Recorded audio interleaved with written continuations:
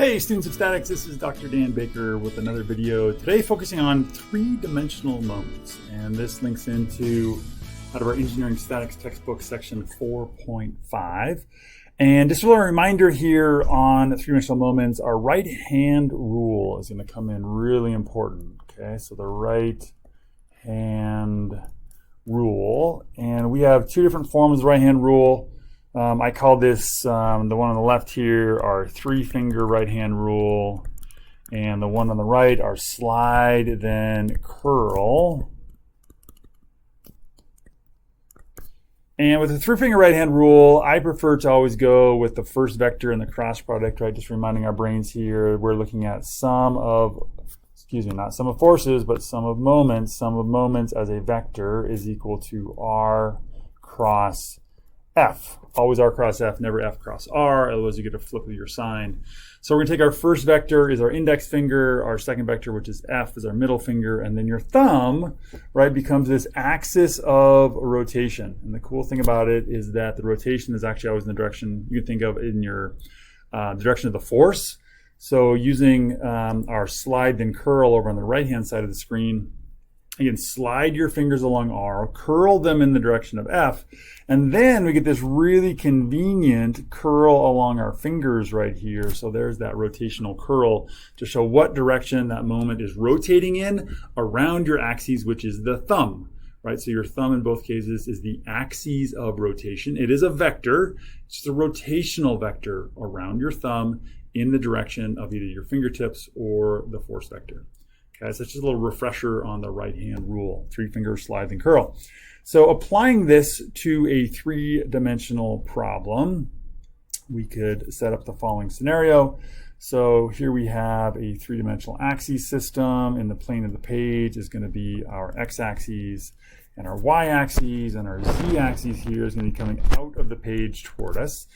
And what we're going to do is we're going to draw a cube in this space. Okay, so probably easiest to draw that here in the XY to start, then bring it forward here off the z-axis. So another square here, connect the corners.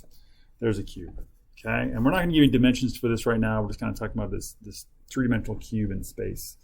Let's give each corner a name. We're going to call the origin down here point A, over here point B, coming around clockwise C and D. Okay, so those 4 points are in the XZ plane. Coming up to the top here, let's go along the y-axis as E. Now I'm going to skip F because we're going to have a bunch of forces labeled F. So we're going to go from E to G, and then H, and then I. All right, so there's three different forces that we're going to analyze using this cube. One of those will be F1 along this top edge right here. Okay, there is my force 1. Next force I'll have is actually going to continue on this line CB, but kind of behind the x-axis. So this would be F2. And then we could also look at along the z-axis here, F3. Okay, so three separate forces. And on all of these, we are going to look at their sum of moments around point A.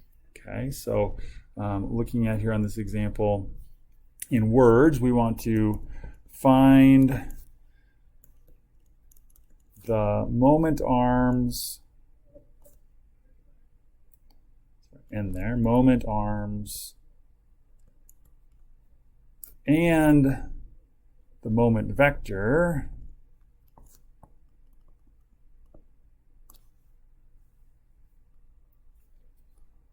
around point A. All right, and again, our moment equation, sum of moments as a vector is equal to R cross F. And I guess officially, if I'm only talking about one moment at a time, I probably wouldn't throw in that moment, I wouldn't throw in that summation yet. But as a multiple of these, we're going to have multiple moments. And so we'll have multiple moments all around point A. All right, so physically, looking at these three forces. The first one we could look at here is force 1. And so keeping in mind that our moment arm is our R vector, right, R cross F. And this moment arm always starts at our point of interest, which is point A, and it's going to finish the line of action of that force. Okay, so our first moment arm is going to go right up along this y-axis, and so this is going to be, we could call that R1. We could also call it, if we wanted to, RAE. That's the 2 points that it runs between. But that would be our moment arm, connecting our point of interest, point A, with the line of action of that force. And then for force 2, we need to connect again from point A over to that force. So this would be R2, same thing as RAB. Okay. Now, force 3. Force 3. Right, keep in mind that moments are basically the rotational tendency of a force. How much rotational tendency does F3 cause around point A? Turns out it doesn't cause any rotational tendency. Now, if you did want to draw an R vector, it's not incorrect to draw an R vector. We could draw an R vector basically paralleling F3 here. We could label that if we wanted to R3, which is the same thing as RAD. But when you cross two parallel vectors, right, keep in mind, moments come from cross products. Cross two parallel vectors, cross products look for what is perpendicular. There is nothing that's perpendicular between R3 and F3. Therefore, there is no moment from F3. Now, that doesn't mean that F3 isn't still pushing on point A. It's still doing that, but it is not rotating around point A. All right, so let's go ahead and look at our overall equation for these, bringing this all into equation form. So sum of moments around point A is going to be equal to, for F1, we have our AE as a vector crossed into F1. For F2, we could put that in parentheses if we wanted to, plus our AB, which is a vector crossed into F2. And then, I'm going to go on to the next line here. We have the moment from F3, which is basically 0. And I'll go ahead and write it out here. RAD crossed with F3 as a vector. And we can just cross this out and say this goes to 0 as RAD is parallel to F3. And so if it's parallel, we'll get no moment out of that cross product. So that's how we get to set those up. Now, let's take a look using our right-hand rule at the directions of these moments. Now, all these moments are going to come out of point A right here, all right? And I'm going to label the first one M1, right? That's going to be the moment out of force 1. And then the other moment we have coming out of force 2, we'll label that with M2. So let's look at M1 first. All right, so using either your 3-finger right-hand rule or your slide and curl, see if you can go ahead and get the directions. Draw the vectors for the moment. Keep in mind that moment vectors we tend to draw with a double-headed arrow. Okay, double-headed arrow, and again, that conforms to your thumb, right? Your thumb in either the 3-finger or the slide and curl is that axis of rotation. So hit pause if you'd like to and go ahead and draw those vectors. Give them a shot. All right, so we're back from your pause, or you're a slacker and you didn't hit pause. All right, so if we then slide our fingers up along the AE line right here, and then curl them over to the right, that's the direction that F1 is going, we find that my thumb is going to go into the screen.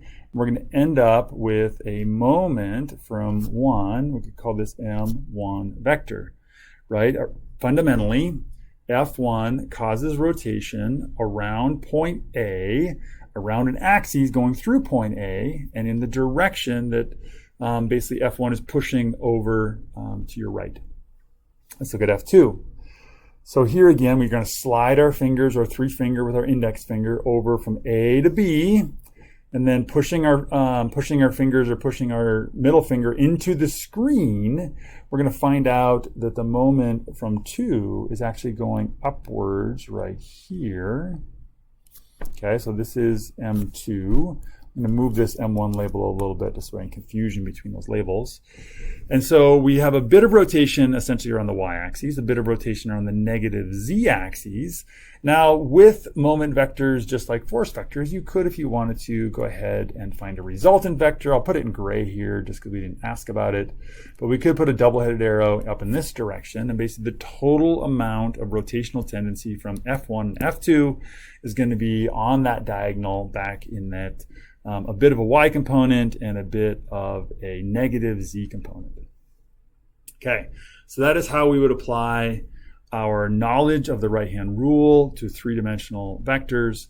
Now, as we do this, the easiest way to do this mathematically is to actually do determinants for each and every one of these moments. Okay, so you'd set up a determinant for RAE crossed with F1, another determinant from RAB crossed with F2, and then basically take your full cross product, then collect together all of your x terms, all of your y terms, all of your z terms, and end up with the total moment around point A, right? Which would, again, represent that gray vector there, where we get multiple components in that resultant moment vector. All right, thanks for your hard work on this. Hope you're having a great day.